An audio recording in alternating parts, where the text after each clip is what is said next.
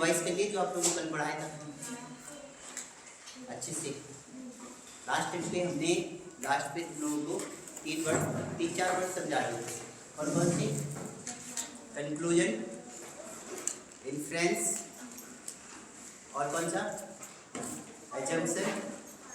ठीक है, ये 3 शायद समझाए थे, क्लियर ना? और तुम लोगों को भली बात अच्छे से समझ में आ रही थी कि हमें कंक्लूजन में कैसी सोच रखनी है, अपनी कैसी अप्रोच रखनी है। ठीक है ना? अगर हमें इन्फ्रेंस होगी तो हमें कैसी अप्रोच रखनी है, क्वेश्चन का अर्थ यानी पूछे गए क्वेश्चन को फाइंड करने के लिए। और लास्ट में आप लोगों को हमने एजम्पशन बताया था कि एजम्पशन आप लोगों को कैसी कैसी अप्रोच तक ले जाएगा। क्लियर सी बात ना? ये सारी। नेक्स्ट में हेडिंग क्या डली थी? लास्ट हेडिंग क्या डली थी? इम्प्लाई। इम्प्लाई डली थी ना? लास्ट में हेडिंग डली थी इम्प्लाई। तो पहले से समझ लेते हैं कि आखिर इम्प्लाई होता क्या है। तो मान लो सपोज हमें कोई एक पैसेज मिलेगा, उसमें कहेगा हमें इस पैसेज की क्या बतानी है? इम्प्लाई बताना है। इम्प्लाई जस्ट लाइक एक हिंट, एक हिडन मैसेज। ठीक है, जैसे मान लो हम आपको कोई एक बात बोल जाए, आप समझ जाओ, ठीक है? आप समझदार होंगे तभी तो समझोगे, ठीक है? अगर समझदार हो गए नहीं समझोगे, ठीक है? हमने आपको एक हिंट दी, सतर्क रहो, ठीक है ना? अब किस चीज़ से बोला है सतर्क रहने के लिए, वो आपको पता होगा कि इसके पीछे क्या रायता है। बात समझ में नहीं? तो जो हिंट होती है वही एक प्रकार का क्या होता है? इम्प्लाई होता है, जिसे हम लोग बोलते हैं हिडन मैसेज। ठीक है ना? जैसे तुम लोगों को एक हिडन मैसेज याद है, तो तुम लोग बताओ। पृथ्वीराज चौहान, सॉरी मोहम्मद गौरी की हत्या किसने की थी?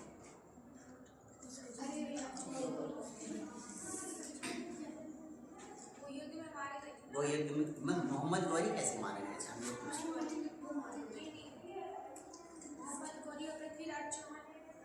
उनका हुआ था तो एक बार में तो जीत गए, दोबारा में हार गए थे। दोबारा में हारे। पहली बार में तो कौन हारा था?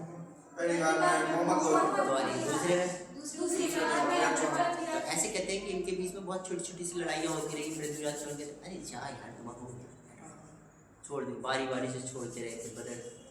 ठीक है, तो ऐसे करके तुम लोगों को पता है कि हम तुमसे जो क्वेश्चन पूछ रहे वो ये पूछ रहे कि मोहम्मद गौरी की हत्या किसने की थी या कैसे बनी?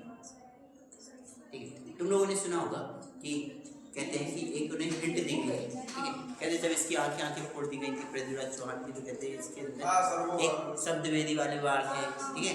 तो इसका जो चंद्रवरदाई रहता है, 4 बास 24 तो एक हिंट देता है ना, 4 बास 24 गज, अष्टोलंग सुल्तान है, नौकर सौदान है, ठीक?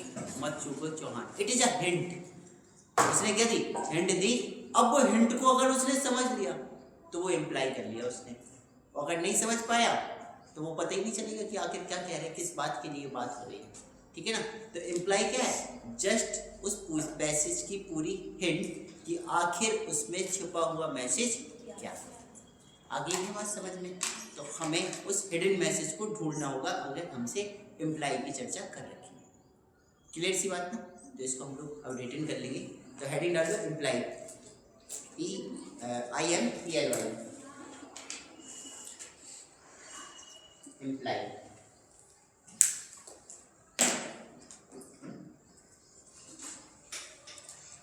इसका अर्थ है, इसका अर्थ है, इसका अर्थ है ऑथर द्वारा, इसका अर्थ है कि ऑथर द्वारा कुछ हिंट, ऑथर द्वारा कुछ हिंट या सजेस्ट किया गया है,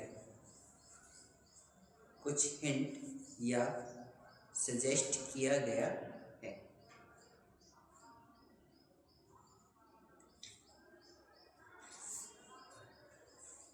ठीक है, लेकिन यह भी डायरेक्टली नहीं होता है, लेकिन यह भी डायरेक्टली नहीं होता है। ठीक है, डायरेक्टली नहीं होगा, मतलब क्या होगा, एक हिडन मैसेज होगा, उस पर हमें काम करना है। ठीक है, तो लिख लो इसके आगे, लिख लो इसमें एक लाइन और, इसमें एक हिडन मैसेज होता है, इसमें एक हिडन मैसेज होता है, एक हिडन मैसेज होता है।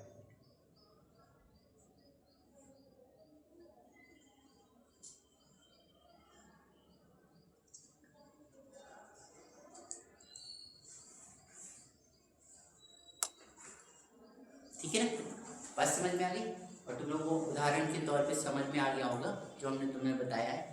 ठीक है ना, कि 4 बास 24 गज अष्टुल अंगुल अष्टप्रधान, ताऊ पर सुल्तान है मत चूके चौहान।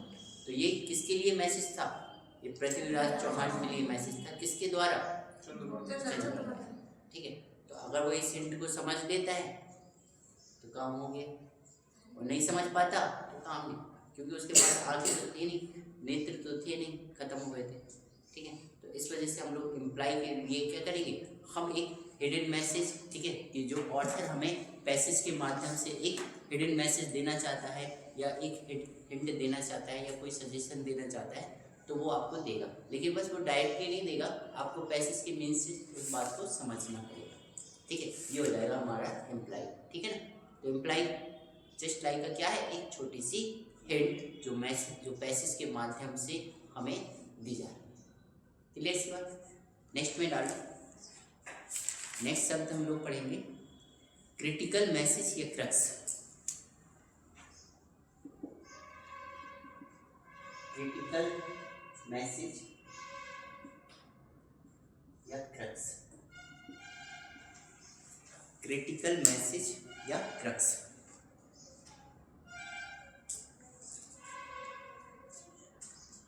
ठीक है, इसके बारे में पहले देख लो फिर समझते हैं। देखिए, main idea, main idea, main idea जो ऑथर के द्वारा, जो ऑथर के द्वारा कन्वे किया जा रहा है।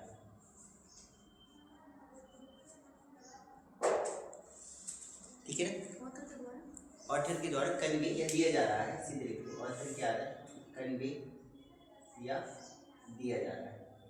ठीक है, एक ऐसा आइडिया जो पैसेज के माध्यम से वो आपको देना चाहता है, ठीक है, आपको कन्वे करना चाहता है, इन सेंस हम कहेंगे कि वो क्या होगा, इसका क्रिटिकल मैसेज या क्रक्स कहलाएगा। ठीक, नेक्स्ट पे लिखो, पैसेज के आधार में या पैसेज में दी गई इंफॉर्मेशन, पैसेज में दी गई इंफॉर्मेशन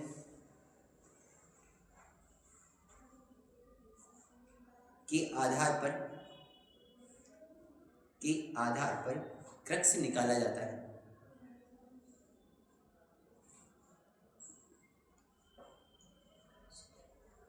क्रक्स निकाला जाता है। ठीक है, और एक लाइन और लिख लो इसमें, क्रक्स स्पष्ट दिया जाता है या दिया गया होता है, क्रक्स स्पष्ट दिया गया होता है, और यह पैसेज में ही होता है, और यह पैसेज में ही होता है।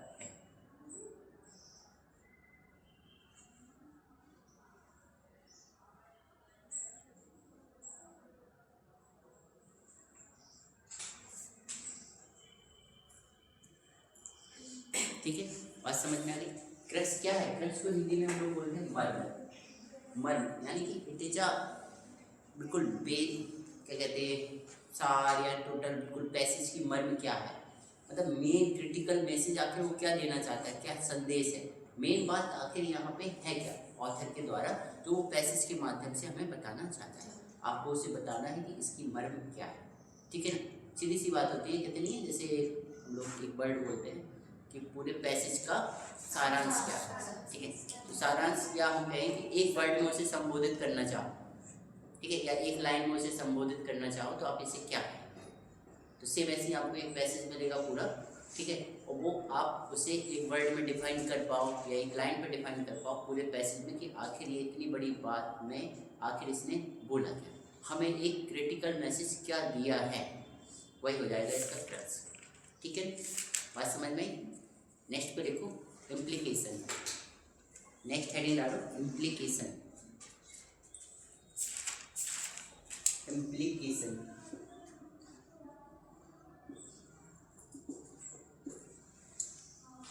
इम्प्लीकेशन इम्प्लीकेशन देखो, जो इम्प्लीकेशन है इट इज ऐसे समझ लो cause and effect relation. Cause and effect, cause and effect relation मतलब कारण और प्रभाव, कारण एंड प्रभाव। ठीक है, कॉज एंड इफेक्ट रिलेशन होता है या रिलेशनशिप होता है, कॉज एंड इफेक्ट रिलेशनशिप होता है। ठीक है, अगर हम यदि देखें तो कारण और ये क्या है, इफेक्ट मतलब प्रभाव। ठीक है, कि ऑथर क्या करेगा कि हमें कारण बताएगा। ठीक है, यानी कि पैसेज में समस्या होगी, समस्या का कारण होगा। ठीक है, बताया जाता है, फिर आपसे क्या पता है उसका प्रभाव पूछा जाएगा। ठीक है, बात समझ में आ रही? जैसे हमने कहा बाढ़ आई, तो बाढ़ कैसे आई होगी? वर्षा से। अगर हमने कहा भारी मात्रा में वर्षा हो जाए तो बाढ़ हो जाए। ठीक है, अब अगर हम कहें प्रभाव, प्रभाव तो ढेर सारा नुकसान हो सकता है। अब हम कहें इस प्रभाव से या इस समस्या से निपटने के लिए आप क्या करेंगे? समाधान करें। समाधान के लिए अगर हमें करना है तो क्या करें? क्या करें? अरे पहले पानी को तो रोक लें, राहत सामग्री। ठीक, हाँ पहले से बांध वगैरह बनाएंगे, ये हमारे क्या बनाएंगे, ये हमारे सॉल्यूशन के तौर पे आ जाएंगे। कि अगर हम पहले से सचेत हो जाए, जैसे कहते हैं कि बरसात से पहले जो हमारा ड्रेनेज सिस्टम है उसको साफ आप कर दें। ठीक है, तो जल भराव कम होता है। ठीक है, क्योंकि जल भराव तभी होगा ना जब ड्रेनेज सिस्टम चौक हो जाएगा। अगर चौक हो जाएगा, पानी अंदर नहीं जा रहा तो ऊपर ऊपर दिखाई देगा। ठीक है, तो ये सब क्या हो जाएगी, ये कॉज क्या हो जाएगी, कारण हो जाएगी। कारण जैसे मान लो बाढ़ आना का कारण हो गया वर्षा। ठीक है, और इसके इफेक्ट में हम कह सकते हैं कि हम इसके प्रभाव के लिए या काम करने के लिए हम इसमें जलाशय वगैरह बना सकते हैं, बांध वगैरह बना सकते हैं, ऐसे करके हमें समझ। ठीक है, तो कारण और इफेक्ट समझ में आते हैं सबको। कि अगर हम कहें कि हम आज कोचिंग नहीं आ पाए, ये क्या है, ये इफेक्ट हो जाएगा। कारण क्या हो सकता है, कारण इसके पीछे का होगा ना कुछ, कि भाई क्यों नहीं आई, हमने कहा बुखार आ गया, तो बुखार आना कारण, उसकी वजह से यहाँ नहीं आ पाए। बात समझ में आई? तो सब लोगों को पता है कि कारण हमें पहले दिया जाएगा, बाद में हमसे इफेक्ट पूछे जाएंगे। तो कारण ऑथर हमें पैसेज में माध्यम से देगा। ठीक है, कि पैसेज के माध्यम से हमें कारण बताएगा, हमें क्या पता उसके इफेक्ट पूछ ले, इट इज ए इम्प्लीकेशन। ठीक है, आपसे पूछेगा इसके इम्प्लीकेशन क्या होंगे, तो इसके इफेक्ट जो होंगे वो आपको पता चलेगा पैसेज में दी गई जानकारी के अकॉर्डिंग कि वो आखिर उसने क्या क्या कहा। ठीक है, जैसे हमने कहा यहाँ पे हमने एक टावर बना दिया। टावर मतलब क्या कहते हैं, मोबाइल टावर वगैरह बना दिए। अब उसके इफेक्ट क्या हो सकते हैं? अब पॉजिटिव अगर सोचेंगे तो नेटवर्क अच्छा है अपने। ठीक है, नेटवर्क अच्छा आएगा, अपना 5G अच्छा से चलेगा ना। ठीक है, अगर मान लो निगेटिव में थोड़ा सा जाए, यानी थोड़ा सा नेचर पे देखें तो हम लोग कहेंगे बहुत नुकसानदेह है, रेडिएशन बढ़ जाएगा, तो हमारे आसपास रेडिएशन की मात्रा बढ़ जाएगी, नहीं बढ़ जाएगी। ठीक है, हमारी जो चिड़ियाड़ियाँ हैं उनके लिए नुकसानदेह है। मूवी देखे तुम लोगों ने, रोबोट 2, रोबोट ही है ना, रोबोट 2 ही है, 2.0 है ना, ऐसे करके उसी में दिखाया ना चिड़ियों के बारे में। हाँ, नुकसानदेह होता है उनके लिए रेडिएशन वगैरह। जैसे कहते हैं जो हमारी जो चिड़िया है गौरैया, वो लुप्त होती जा रही है। ठीक है, रेड डाटा लिस्ट में शामिल कर लिया उसको, क्योंकि क्या है, रेडिएशन की वजह से ही जो पक्षी, छोटे छोटे पक्षी विलुप्त हो जा रहे हैं, वो सिर्फ इसी रेडिएशन का कारण बनते जा रहे हैं। ठीक है, हम लोग भी बहुत सारे रेडिएशन से घिरे हुए हैं। आजकल देखो बीमारियों की मात्रा भी बढ़ती जा रही है। ठीक है, किसकी वजह से, इन्हीं रेडिएशन की वजह से ही हो रहा है सब कुछ। ये मत रहो कि भाई खान पान भी थोड़ा सा नुकसानदेह हो रहा है इस टाइम पे, क्योंकि हम लोग जितना भी फूड खाते हैं उसमें सब कुछ खाद्य पदार्थ ही, पता चला दवाइयाँ मिली हुई हैं, सब आ रहा है। इसलिए हम लोग फुसफुसे टाइप के होते जा रहे हैं। पहले के आदमी गिर जाते थे, टांग नहीं टूटती थी, अब तो तुम फिसल जाओ तो टांग टूट जाती, नहीं हो जाती। पता चला जोर से किसी का हाथ पकड़ लो, घंटी टूट गई। ठीक है, हो चुका हमारे साथ। हमारे हैंड यहाँ से पूरी पिछले साल तुम लोगों को पता होगा। अभी शुरुआत में जुलाई के टाइम पे जैसे हमने क्या कहते क्लास लेना शुरू की, 4 जुलाई की बात है। घर का गेट लगा देते हैं, गेट में हल्का हाथ पर यहाँ से लगे, हल्का से गेट में हाथ पर, बस वही है। घास फूस खा रहे हैं तो घास फूस जैसी हड्डियाँ हो रही हैं। क्लियर इसी बात ना। तो हमारा जो होगा कॉज एंड इफेक्ट रिलेशनशिप हमारा इम्प्लीकेशन शो करेगा। ठीक है, इसमें एक लाइन और लिख लो। पैसेज में समस्या के कारणों को बताया जाता है। पैसेज में समस्या के कारणों को बताया जाता है। आपसी प्रभाव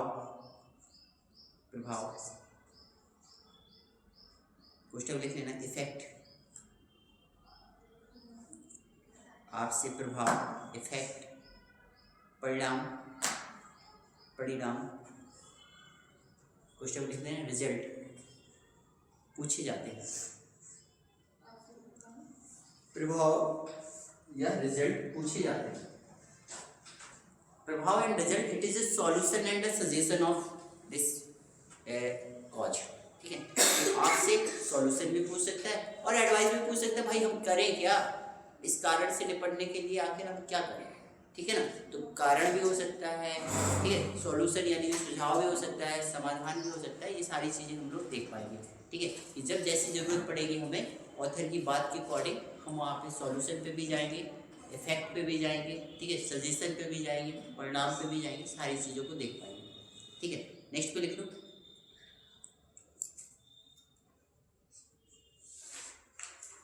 बस ठीक है, इतना ही पर्याप्त है।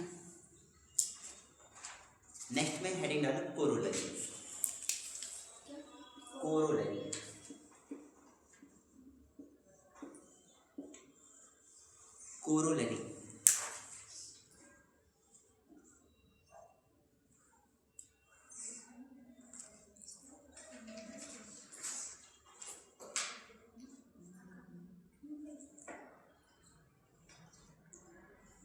ठीक है, कोरोलरी, इसमें देखो पहली लाइन, देखिए कोरोलरी को 2 तरीके से डिफाइन किया जाता है।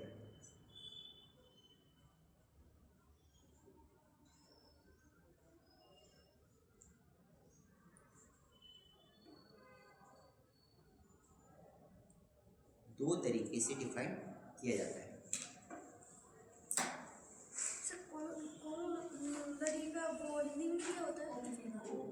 क्या कहते हैं? ओपनिंग मन,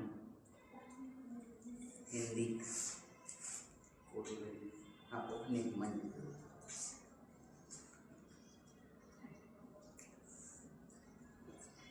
हिंदी बड़ी खतरनाक होती है। इसमें इसीलिए बोले हम तुम लोगों से, इसमें जो जब तुम सॉल्व करोगे ना क्वेश्चन, उसको एक बार कम से कम इंग्लिश से जरूर देख लेना, क्योंकि ऐसे ऐसे शब्द मिलेंगे हिंदी में हमें, ऐसे ऐसे जिनका मीन सच में तुम्हें नहीं पता होगा। और जैसे तुम लोग बताओ मर्म शब्द आज से पहले तुम लोगों ने कभी सुना? किस चीज में सुना? नहीं, ओनली मर्म।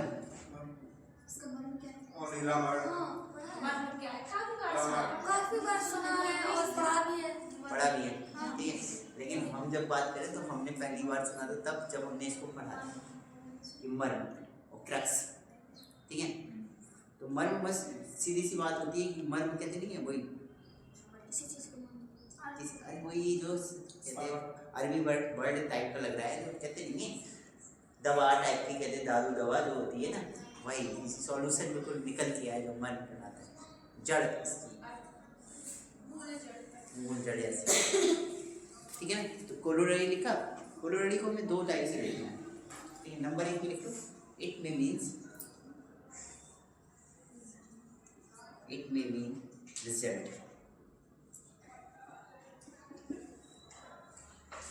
और दूसरा लिख लो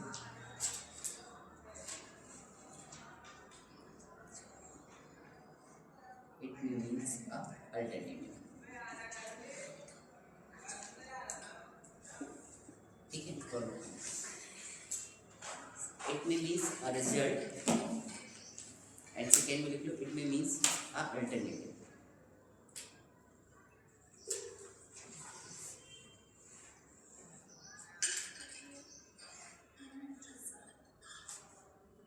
ठीक है, रिजल्ट देखो, जैसे हम बात करते हैं, जैसे रिजल्ट सिर्फ ऐसे समझो कि अगर ऑथर ने हमें कोई बात बोली, ठीक है, कोई बात बताई है या कोई सिचुएशन हमें क्रिएट की है, तो उस सिचुएशन या स्टेटमेंट दिया है, कोई भी स्टेटमेंट दिया है, तो उस सिचुएशन का रिजल्ट क्या होगा, एक डायरेक्ट रिजल्ट पे काम करेंगे, ठीक है ना, कि इट में मीन्स रिजल्ट पे काम करेंगे, ठीक है। तो उसने सिचुएशन दी है, उसका रिजल्ट क्या हो सकता है, उसने एक सजेशन दिया है, उसका रिजल्ट क्या हो सकता है, एक तो ये तरीका होगा। दूसरा क्या है, अल्टरनेटिव, ठीक है। जैसे अगर हम कहें, तुम लोगों ने पैसिव वॉइस पढ़े पढ़े पैसिव वॉइस का मेन अर्थ क्या होता है, एक्टिव एंड पैसिव वॉइस। अरे वो तो बनाने की बात हो गई, हम मीन्स की बात करें। It is a part of transformation, अपने तरीके से, लेकिन अर्थ ना बोले। It is a alternative condition कि जब हमें कोई बात बोलेगा तो हम उसको अल्टरनेटिव तरीके से भी कह सकते हैं, बोल सकते हैं, समझ भी सकते हैं, लेकिन उसका गोल परिवर्तन ना हो, ठीक है। उसका जो एम था वो परिवर्तन ना हो, या फिर बात कहना क्या चाहता है, लेकिन हम उसकी समझ को चेंज कर सकते हैं, गोल को चेंज अपना कर सकते हैं, यानी कि बदलने के पहलू, समझने के पहलू चेंजेस हो सकते हैं। It is alternative. बात समझ में आ गई, क्लियर ना। तो रिजल्ट डायरेक्ट हम सिचुएशन पे बात करेंगे, उस पर रिजल्ट पे, और अल्टरनेटिव क्या है, हम उसी कही गई बात को अपने तरीके से या और अन्य तरीके से समझ सकते हैं, बट मीन्स चेंज नहीं होना चाहिए। वही होता है ट्रांसफॉर्मेशन का पार्ट, ठीक है, to change construction but not change meaning. उसका अर्थ नहीं बदलना चाहिए, बट संरचना चेंज हो जानी चाहिए, क्लियर ना। इसीलिए तो कहते हैं एक्टिव से पैसिव बना दो। Active voice is direct voice, ठीक है, सब्जेक्ट के स्थान पे ऑब्जेक्ट ऑब्जेक्ट, लेकिन हम चेंज कर देते हैं, एक शेर मारा गया, ठीक है, और एक शिकारी ने शेर मारा, या एक शेर मरा, ठीक है। तो बस दोनों में अंतर हो जाता है, बस एक वही गई बात को सिर्फ चेंज करके बोल दिया, और हम उसका अर्थ ना बदलें। जैसे तुम लोगों को अभी एक हाल ही में पता है, जैसे वो बनारस हिंदी यूनिवर्सिटी काशी में वो दिया गया, नहीं यूजीसी वाला नहीं, अरे वो एक लड़का नहीं, जैसे वो उसने वेदों के जो मंत्र होते हैं उसका एक मंत्र को 108 बार उच्चारित किया है, वो भी ब्रेक कर करके, मतलब आगे पीछे ब्रेक करके, मीन्स चेंज ना हो, लेकिन उच्चारण उसका कई बार उसने किया। अरे अभी जो फेमस हुआ है हमें, हाँ, उसका दीक्षांत समारोह राष्ट्रपति पुरस्कार भी मिला उसको, हमें नाम नहीं याद आ रहा उसका। जैसे मान लो सपोज तुम लोग बोलते हो ना, जैसे मान लो अभी पढ़ते हो कृष्णाय वासुदेवाय हरे परमात्मने प्रत्याक्लेश नाशाय गोविंदाय, ऐसे। अब वो कृष्णाय वासुदेवाय, अब स्टार्ट कर देगा वासुदेवाय कृष्णाय हरे परमात्मा, फिर स्टार्ट कर देगा हरे परमात्मने वासुदेवाय कृष्णाय, मतलब अर्थ चेंज नहीं होने वाला, ठीक है, संरचना चेंज हो जाती है। इट इज इसको बोलते हैं हम लोग, कुछ लैंग्वेज में बोलते हैं ऐसे, कंटेस्ट करके बोला जाता है। तो उसने बिना देखे बिना करे ऐसे पढ़ा, तो इट इज एक बहुत खतरनाक काम, टास्क है, कि पता चला कि तुम बिना उच्चारित, मतलब अर्थ बदले और बिल्कुल सेम उसी टोन पे कंटिन्यू करे जाओ, मायने रखता है। अभी तुम लोगों को एक लाइन बोल दो तो अभी होता नहीं है, जैसे वो कुछ लोग कहते हैं कि वो आ जाता है कभी कभार कि कोई एक लाइन बोलनी पड़ती है, बार बार रिपीटेड करो, हम लोग फंस जाते हैं उसको, है ना। यहाँ तो वो चेंज कर करके बोल रहा था। अभी वो प्रेमानंद महाराज के यहाँ पे भी गया था, हमें याद नहीं आ रहा उसका नाम। देखो इस पे कोरोलरी लिखा, तो इस पे फर्स्ट पॉइंट पे डाल दो, है इसको हेडिंग के तौर पर अगर लिखना हो तो लिखो, लिया फर्स्ट पॉइंट पे।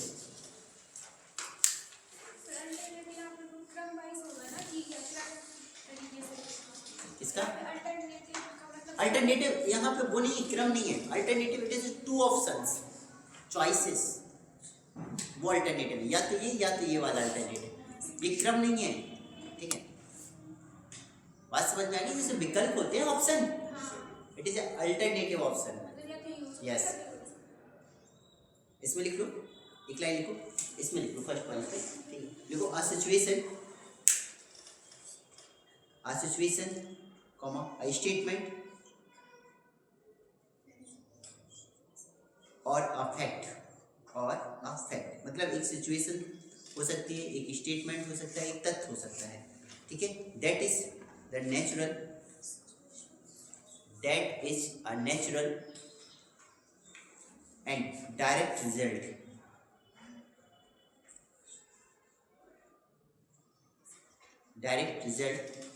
of another situation, direct result of another situation, statement or a fact,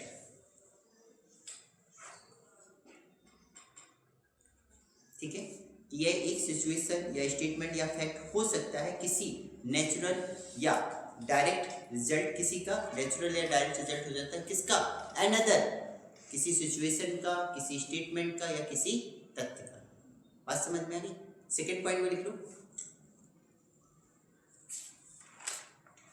किसी एक बात को, हिंदी में लिखवा देते हैं, किसी एक बात को दूसरे तरीके से कहना,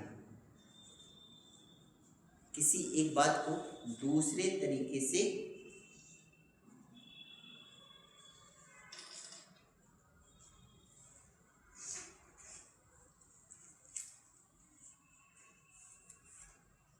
कहना, या एक ही लक्ष्य,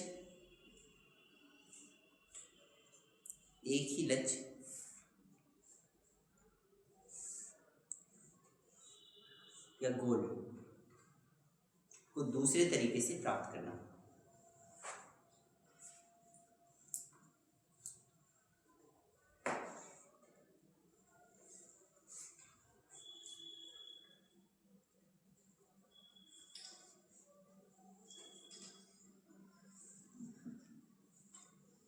ठीक है, जैसे एग्जाम से कोई लेंगे तब तुम्हें समझ में आए। जैसे अल्टरनेटिव का ऑप्शन तो बहुत इजी समझ में आया। जैसे फॉर एग्जाम्पल, जैसे मान लो हमारा मोबाइल खराब है, क्या करें? हाँ, बस वेरी गुड, ये अल्टरनेटिव हो गया। ठीक है, मान लो सपोज हमारा मोबाइल खराब हो गया, या तो रिपेयर करा लें या नया फ़ोन ले लें, तो दो चॉइसेस।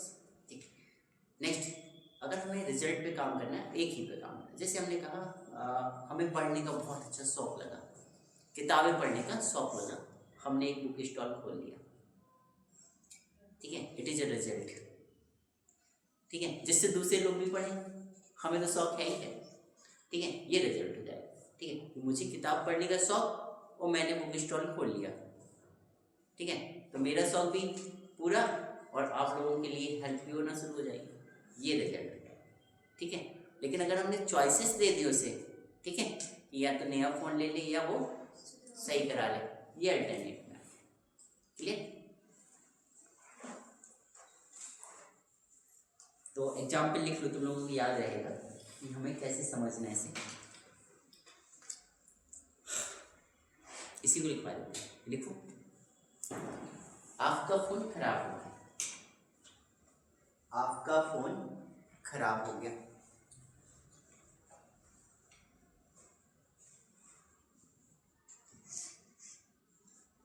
तो दो विकल्प हो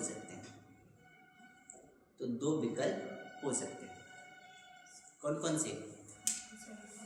एक हो गया रिपेयर और दूसरा न्यू फोन। तो दो विकल्प हो सकते हैं, एक हमारा रिपेयर और दूसरा नया फोन।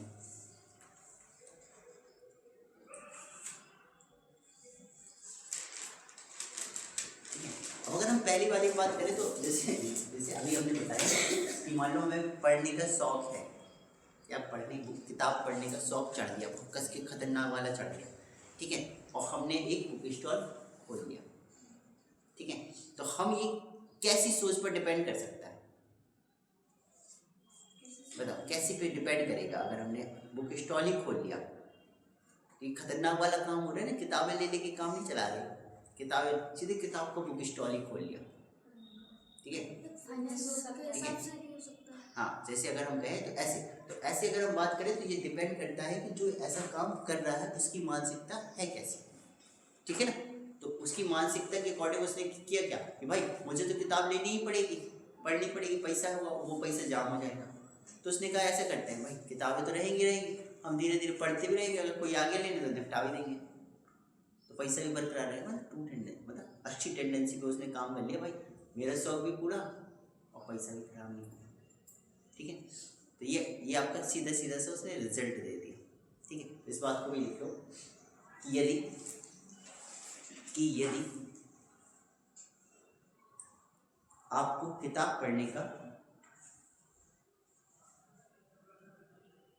बहुत शौक चढ़ गया है, बहुत सिंपल लैंग्वेज में लिखवा दे रहे जैसा बोला हमने, किताब पढ़ने का शौक चढ़ गया है, आपने डैश करके लिख दो, आपने बुक स्टोर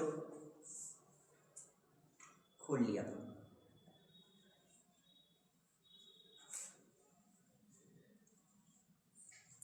ताकि दूसरे लोग भी किताब पढ़ें।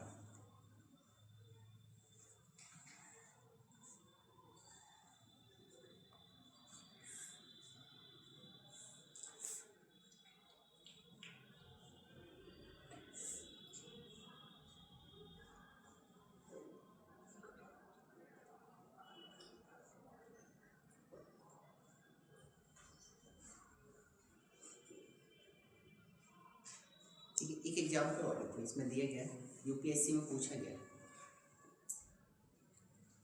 ठीक है। एग्जाम्पल के तौर पे ही लिखना है। स्टेटमेंट दिया था, अंतर्राष्ट्रीय स्तर पर सभी वार्तालाप में विकसित देश, अंतर्राष्ट्रीय स्तर पर सभी वार्तालाप में विकसित देश डिजिटल क्षेत्र को अधिग्रहित करना चाहते हैं। डिजिटल क्षेत्र को अधिग्रहित करना चाहते हैं। डिजिटल डाटा को कॉलोनाइज करना चाहते हैं।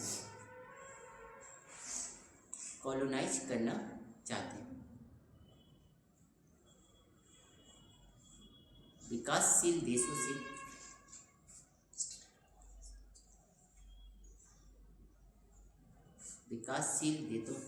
से बिग डाटा एकत्रित किया जाता है।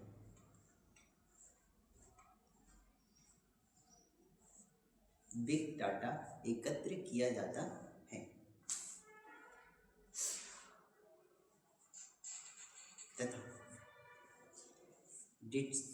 तथा डिजिटल इंटेलिजेंस के रूप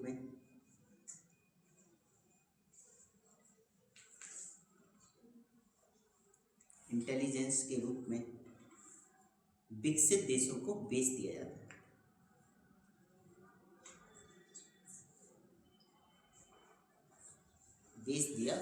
जाता है। ठीक है। अब इस पे पूछी गई है कोरोलरी।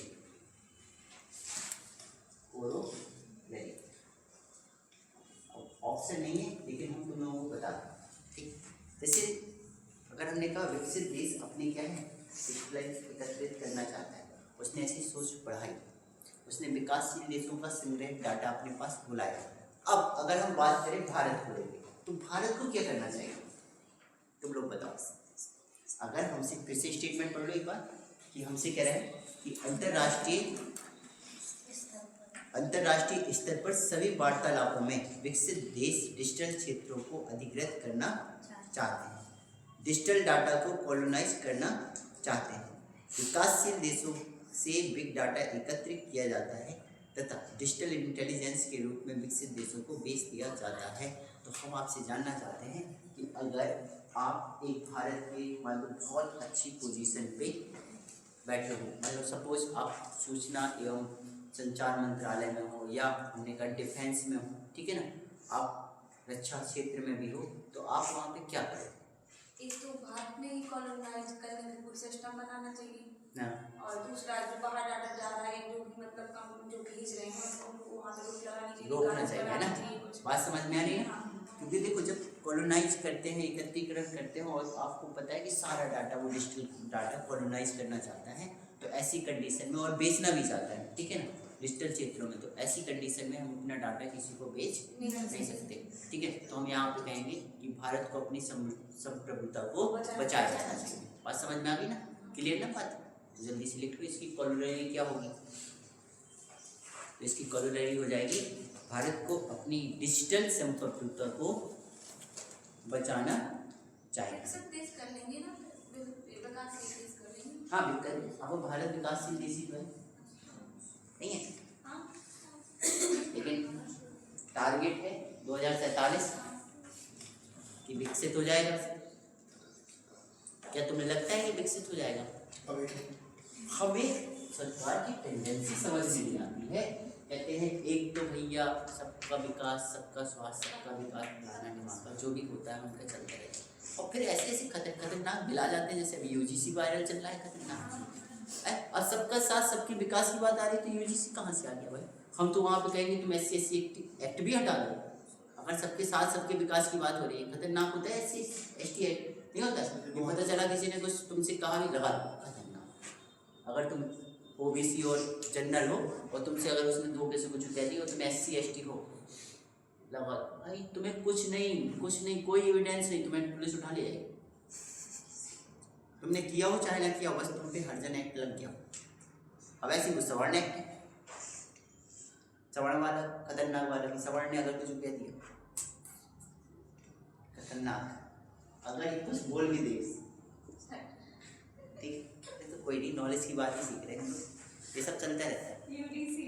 हाँ, जैसे यूजीसी, हाँ तो योगी जी भी विरोध कर रहे हैं उसका ठीक है, तो वही चीज़ें हैं। अब पता चला सबका साथ सबके विकास की बात हो रही है, और ये ऐसी खतरनाक चीज़ें आ जाती हैं, समस्या पैदा करती है, नहीं करती? अब पता चला कि कहते हैं कि डिवाइडेशन ना हो, और फिर डिवाइडेशन जैसे ही पहलू आते हैं, नहीं आते, समस्या आ जाती है। पॉजिटिव भी तो है, मतलब किसी को जरूरत होगी सच्ची में, वो नहीं कर पा रहा है। जरूरत हो सकती है उसके लिए, अगर हमने कहा प्रशासन है, जैसे अभी तक होता नहीं है, जैसे मान लो सब कुछ एनीबॉडी, अब तो आप वहाँ पे मानवता पे काम करो, नॉट किसी पर्सनल कैटेगरी पे बात करो। पर्सनल कैटेगरी इट अपवाद की श्रेणी में आ जाता है, फिर तुम यहाँ पे मानवता की कोई बात ही नहीं हुई, आप तो कास्टिज्म की बात करने लगे, यहाँ पे सवर्ण है, यहाँ OBC है, यहाँ पे अर्जन, सारी चीजें। सर अभी तो है, ये बहुत ज्यादा काम है। वही तो है, अगर पता चला समाज के एक अच्छे स्तंभ की स्थापना करनी है, विकसित स्तंभ की स्थापना करनी है, तो सबको साथ लेके ही काम करना पड़ेगा। अगर डिवाइडेशन खींचोगे समस्या उत्पन्न होगी, ठीक है ना?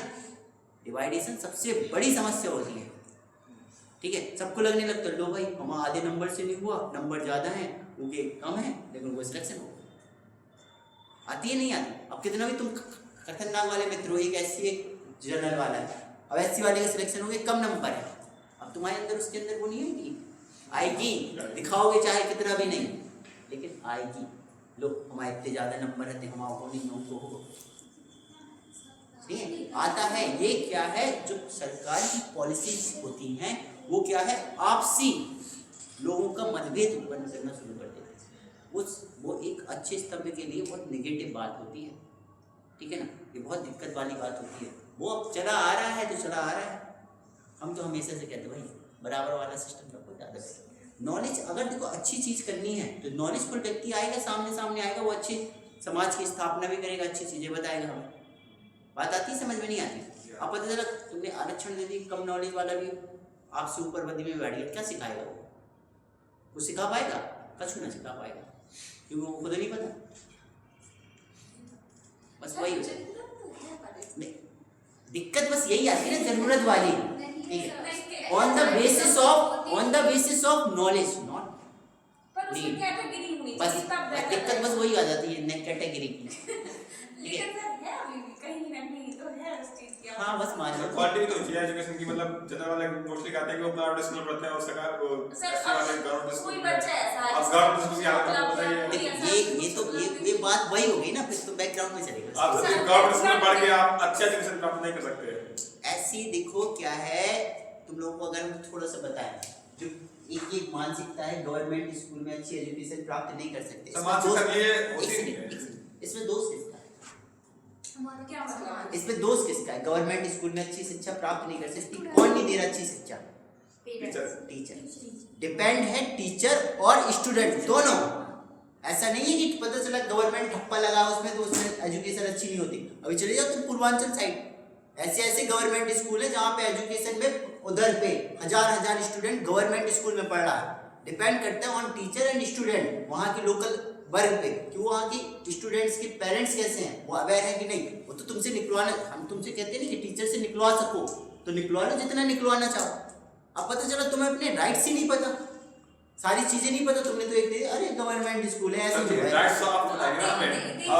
नहीं तो समझो ना अपने राइट्स के बारे में। अगर हम बात कर रहे हैं यहाँ पे, हमने कहा जैसे मान लो सपोज, जैसे हम अगर हम यहाँ की बात कर रहे हैं, हम यहाँ पढ़ाने आ रहे हैं, हम पढ़ाने आ रहे हैं, हमें पता है गवर्नमेंट पॉलिसी चल रही, सारी पॉलिसी चल रही, गवर्नमेंट स्कूल है, हम तो कहीं साइन करके चलिए और तुमसे 2-4 मिनट 15 मिनट 20 मिनट बातें करना निकल लें, ठीक है ना। हमें तो सरकार दे रही पैसा, मान के चलने ये चीज तो बस। अब मान लो लगन अगर तुम लोग चाहो कि मुझे पढ़ना है तो हमें पढ़ाना पड़ेगा, ऐसा नहीं कि हम आए और साइन करें निकल लिए। डिपेंड करता है स्टूडेंट्स पे। अगर हम कहें गवर्नमेंट स्कूल है, अगर वहाँ का लोकल वर्ग चाह ले तो टीचर वहाँ पढ़ाएगा। और ये जो टेंडेंसी हमारी मानसिकता में बन गई है, गवर्नमेंट स्कूल में पढ़ाई नहीं हो रही है, इसके जिम्मेदार दोनों हैं, वहाँ पे होने वाले टीचर्स, जो टीचर्स वैकेंसी खा गए हैं ना गवर्नमेंट पॉलिसीज की पूरी वैकेंसी, पीआरटी अगर वगैरह बात करें हम प्राइमरी स्कूल की, इनको खाने का जिम्मेदार सिर्फ टीचर ही है, क्योंकि उसने काम नहीं किया, उसने पढ़ाया नहीं। प्राइवेट स्कूल में इतना होता है कि पता चला स्कूल की जैसे जून जुलाई की बात होती है, इतनी पॉलिसीज बनती है उनकी, जाओ प्रचार करो ये करो। कोई गवर्नमेंट टीचर करता है किसी गाँव में जाके प्रचार? तो कहाँ से बच्चे आएंगे? अब प्राइवेट वाले इसलिए सक्षम हो जाते हैं क्योंकि वो इतनी पॉलिसीज करते हैं, इतना इंतजाम करते हैं सारी चीज। गवर्नमेंट को तो लगता है भाई हमारे तो ठप्पा लग गया, गवर्नमेंट वाला पैसा तो आएगा, वेतन तो आ नहीं है, पढ़ाए चाहे कहूँ ना पढ़ाए। प्रधान जी से कहे और भैया मठा कैसे कहूँ, आज बेटा भिजवा देंगे गाँव में घर में, ये चलता है। तो वही समस्या क्रिएट होती हैं यहाँ पे, इसी वजह से हम लोग पता चला लोग। अगर हम DSSB की बात करें, वो भी तो गवर्नमेंट स्कूल है, दिल्ली वाले DSSB वाले गवर्नमेंट स्कूल है, देख लो कैसी स्कूल है, कैसी पढ़ाई हो रही है, नहीं हो रही। डिपेंड करता है वहाँ के वर्ग पे, तब वहाँ से अच्छी शिक्षा निकाल सकते हैं। अब तुम लोग चलो इस डिग्री कॉलेज में बैठे, अब तुम लोग चाहो कि हमें सबको क्लास अटेंड करनी फिजिक्स की, तो क्या टीचर नहीं पढ़ाएगा? टीचर कब नहीं पढ़ाता है? जब बच्चे नहीं पहुँचते हैं। तो गलती किसकी है? दोनों की, ठीक है। मैक्सिमम स्टूडेंट की गलती होती है, हमारा ये मानना है, ठीक है। जब हम पढ़ते थे तो हम तो टीचर से सीधे भाई पढ़ाओ भैया, हम खुद कहते थे सर से, फिजिक्स वाले जो सर थे उनसे खुद कहते थे, प्रोफेसर थे सर, उनसे कहते सर पढ़ाइए आप, इसी स्कूल में पढ़े हम, इसी कॉलेज में पढ़े, हाँ इसी में पढ़े। तो हम खुद कहते थे सर क्लास ले लीजिए, या सर से कहते सर क्लास लगवा दो, आज ये वाला डाउट सेशन क्रिएट कर। जब कहेंगे पढ़ने की इच्छा होगी तब, नहीं तो वो पॉलिसीज बनी है चलता है। समस्याएं हैं, बहुत हैं समस्याएं, और ग्राउंड लेवल पे जाओगे ना तो और समस्याएं दिखेंगी, ठीक है। और ग्राउंड लेवल पे सबसे निम्न कैटेगरी का स्कूल वही होता है, पीआरटी नहीं होता है, प्राइमरी शिक्षा। अब देखो धीरे धीरे प्राइमरी शिक्षा कैसी होती जा रही है, गवर्नमेंट स्कूलों में प्राइवेट स्कूलों में क्यों जा रहा है प्राइवेटाइजेशन में, प्राइवेट स्कूलों में अच्छा, क्योंकि खबर हम लोगों जैसे गार्जियंस को क्या चाहिए, हमारा बच्चा थोड़ा अच्छे से पढ़े, ठीक है। और ये नहीं चाहता कि भाई जब सीधी सी बात है, टीचर कौन बन रहे हैं, हमें जैसे तो बन रहे हैं। पता चला हमने BTC कर लिया बनने, अब आ गया PRT का फॉर्म भर दिया, उधर चले गए, और जैसे उधर पे ठप्पा लगा लो, पढ़ने पढ़ाने वाला काम खत्म, ठीक है। अब सोचो अभी हम बात करें आज से 2-3 साल 4 साल 5 साल पहले जब बैच आया था, अब यहाँ पे जो गवर्नमेंट की तैयारी कर रहा है, टीचर की तैयारी कर रहा है, ऐसे स्टूडेंट तैयारी कर रहे हैं जिन्हें जोड़ घटाना गुणा भाग नहीं आ रहा। सर उन्हें नहीं आ रहा मतलब वो सिखाया नहीं आ रहा। अब किन्हें नहीं सिखाएंगे, बच्चों को। हम बच्चों की बात नहीं कर रहे, हम उनकी बात कर रहे हैं जो यहाँ पे ग्रेजुएशन कर चुका, BTC कर चुका, और BTC के बाद अब वो नरेंद्र सर की कोचिंग में CTET, टेट की और सुपर टेट की तैयारी करने आए, उन बच्चों की बात कर रहे हैं। वो खुद टीचर बनने वाले हैं, ठीक है। उन्हें जोड़ घटाना गुणा भाग भी क्लियर तौर पे नहीं आता। BTC वाले तो चलो होशियार टाइप के आते हैं, B.Ed वालों की बात कर लें, ठीक है। ऐसे जिन्हें जोड़, अब मान लो सपोज उसने थोड़ी सी यहाँ मेहनत की, यहाँ मेहनत की, यहाँ मेहनत की, और वो by the way in case teacher बन गई, तो प्राइमरी शिक्षा पे वो क्या पढ़ाएगा? क्या पढ़ाएगा बताओ? कुछ नहीं पढ़ाएगा, ज्ञान का अभाव बना रहेगा, इसलिए सब चीजें हो जाती हैं खत्म। ठीक है ना? तो हमें अपनी संप्रभुता को बचाए रखना है। इसलिए कहते हैं कि एक अच्छे समाज की स्थापना करने के लिए जो अच्छा ज्ञान होता है वो बहुत जरूरी है। जैसे तुम लोग आने वाले भविष्य निर्माता हो, तो उसी के अकॉर्डिंग हमें पढ़ना, हमें अपनी सारी चीज़ें पता होनी चाहिए कि हमें कहाँ से कैसे निकलवाना है। भाई अब पता चला अपन ने तो गार्जियन, अपन गार्जियंस, मान लो सबको 2-4 साल बाद सबकी शादी हो जाएगी, ठीक है, अपन बन जाएंगे गार्जियंस। ठीक, अब आपने चलो बच्चों को स्कूल में डाल दिया, हम कह रहे कितना भी प्राइवेट स्कूल में डाल दिया अच्छे से, अब पता चलो वहाँ पे भी पढ़ाई नहीं हो रही, फिर क्या करोगे? बताओ क्या करोगे? किसके पास जाओगे? नहीं, उठा के गवर्नमेंट में डाल दो, गवर्नमेंट में तो ऑलरेडी नहीं हो रही थी। अब बताओ, ठीक है, अब क्या करो? अब पता चलो खुद से पढ़ाना शुरू कर दोगे, अब खुद से पढ़ाना शुरू करोगे, डिग्री कौन देगा? भाई बहुत समस्याएं हैं, चीज़ों को देखना पड़ता है, जा जाके कन्वर्सेशन करना पड़ता है, सब चीज़ें निकलती हैं, सब समस्याएं दूर होगी। ठीक है, और अगर थोपना स्टार्ट कर दो कि ऐसा चलता रहा, ऐसा चलता रहेगा, तो फिर कभी संशोधन नहीं होने वाले। ठीक है, संविधान में कितने संशोधन हो चुके हैं? कितने कितने संशोधन हो चुके हैं संविधान में? 100 से ज़्यादा हो चुके हैं। अब इतने संशोधन हो चुके हैं तो और भी संशोधन होते रहेंगे। चलो कोई नहीं, नेक्स्ट पे आओ।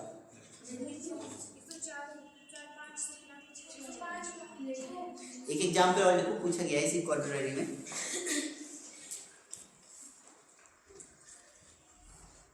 स्टेटमेंट लिखो, स्टेटमेंट, आप मैथ में कमजोर हो, आप मैथ में कमजोर हो।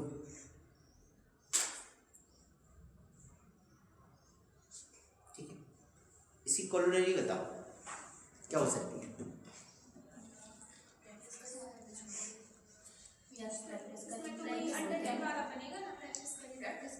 प्रैक्टिस करें, नहीं एग्जाम में, अब मान लो एग्जाम में आपको काम करना है, आप मैथ में कमजोर हो, पेपर दे रहे हो, पेपर दे रहे हो, ठीक है, आप मैथ में कमजोर हो, मैथ आ गई पेपर में, अब एग्जाम में क्या करोगे? बस दो चीजें मिली, या तो हम छोड़ दें या हम कहते हैं कि सीधी सी बात है कि पहले करके सबसे लास्ट में निपटा दें। ठीक है ना, दो ऑप्शन हो सकती है, या तो छोड़ ही दें, या अगर हमने कहा समय है तो कम से कम एक बार ट्राई तो कर सकते। कमजोर है ऐसा तो नहीं है बिल्कुल अनभिज्ञ हो, जानते भी ना हो कि ये प्लस का साइन है, ये माइनस का साइन है। ठीक है ना, तो ऐसी कंडीशन पे हम लोग क्या है कि जो हमारा वीक पोर्शन होता है उस पर हम लोग अंत में काम करना स्टार्ट कर देते हैं। ठीक है, पहले हम उस पर देख लें कि जिसमें हमारा अच्छा पोर्शन होता है उसको हम पहले निपटा देते हैं, कम से कम हमारा भार हल्का हो जाए, क्वेश्चन की संख्या कम हो जाए। ठीक है, और फिर बाकी हम वीक पोर्शन में हम लोग बाद में काम करें। ठीक है, तो इस पे लिख लो इसकी कोरोलरी के तौर पे।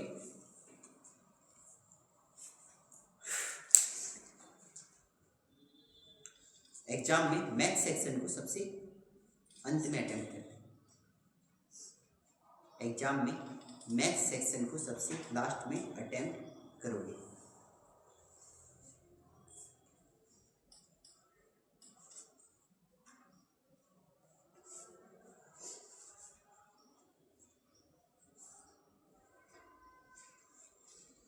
एक और स्टेटमेंट आया हुआ है, जैसे लिखा हुआ है सूर्य पूर्व से निकलता है,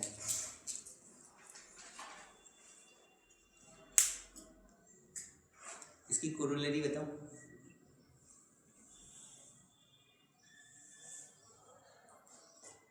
कोरोलरी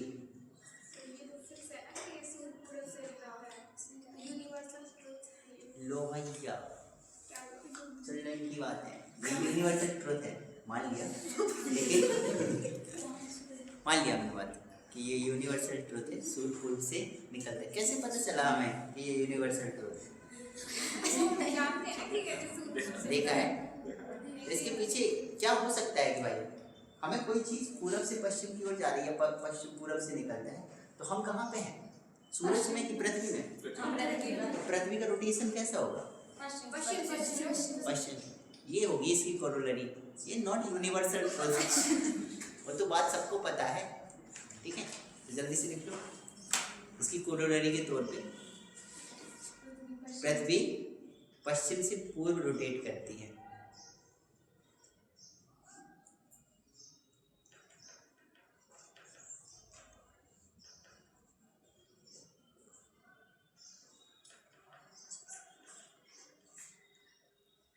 क्लियर?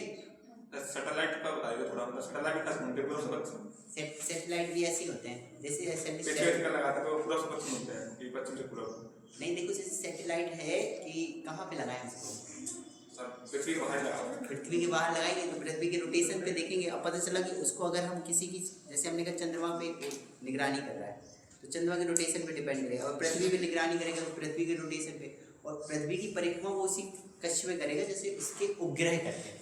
अब तुम्हें पता है चंद्रमा पृथ्वी का रोटेशन कैसे करता है, पूरा पश्चिम सेम। से पूरा पश्चिम। हाँ, ये कृत्रिम उपग्रह होते हैं। जो सैटेलाइट होते हैं क्या होते हैं?